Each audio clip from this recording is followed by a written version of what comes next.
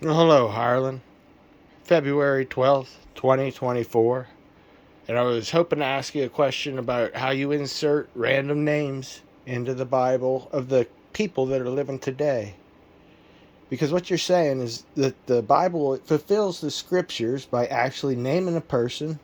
And then if the character is named in the Bible, then, I think I'm getting this right, but if a character was named, it means that name was for the person who was living back 2,000 years ago.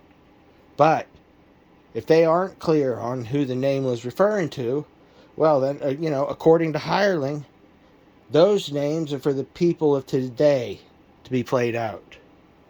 And that's why he says that his cousin, Mary Ann, is fulfilling the scriptures when it comes to Mary.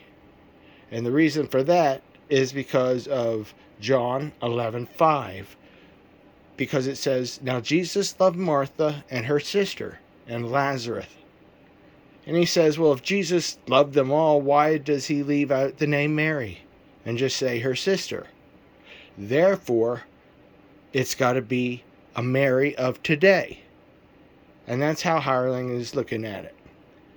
But I want to look at John 11 and we'll find out. Because every story introduces its characters, correct? And in this story, there's four main characters. You got a certain man that goes by the name of Lazarus. You have Mary and her sister Martha, which were brothers of Lazarus. And then you have Jesus. Let me read. Now a certain man was sick, named Lazarus of Bethany, the town of Mary and her sister Martha. It was that Mary which anointed the Lord with ointment and wiped his feet with her hair, whose brother Lazarus was sick. Therefore his sister sent unto him, saying, Lord, behold, he whom thou lovest is sick. When Jesus heard that, he said, This sickness is not unto death, but for the glory of God, that the Son of God might be glorified thereby.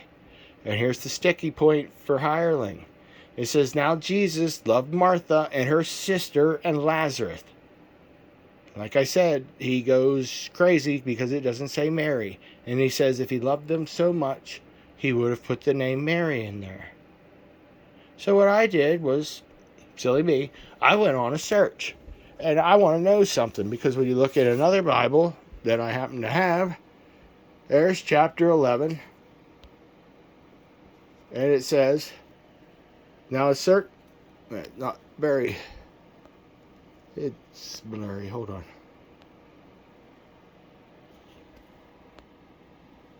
Okay. Chapter 11. Christ hears of Lazarus' illness. Now a certain man was sick, Lazarus of Bethany, the village of Mary and her sister Martha. Now it was Mary who anointed the Lord with ointment and wiped his feet dry with her hair, whose brother Lazarus was sick. The sisters therefore sent to him, saying, Lord, behold, he whom thou lovest is sick. It says Christ decides to go to Judea. But when Jesus heard this, he said unto them, This sickness is not unto death, but for the glory of God, that through it the Son of God may be glorified. Now Jesus loved Martha and her sister Mary and Lazarus.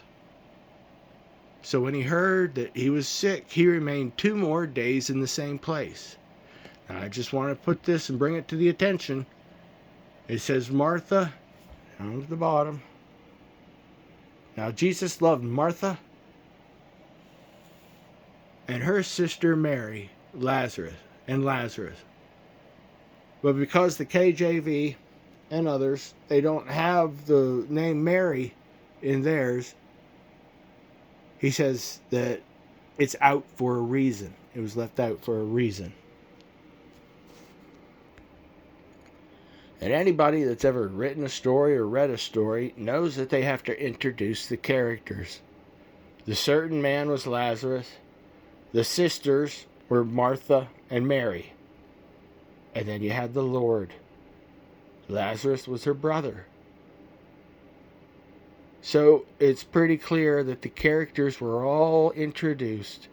And even if the KJV does say in verse 5, now Jesus loved Martha and her sister and Lazarus, It does not mean that the and her sister fulfills any carte blanche on what character somebody is playing.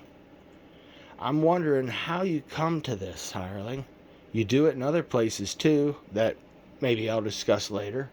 But for now, how do we come to the conclusion that your cousin Mary Ann is Mary, the sister of Martha? Or as you say, the sister of Samuel?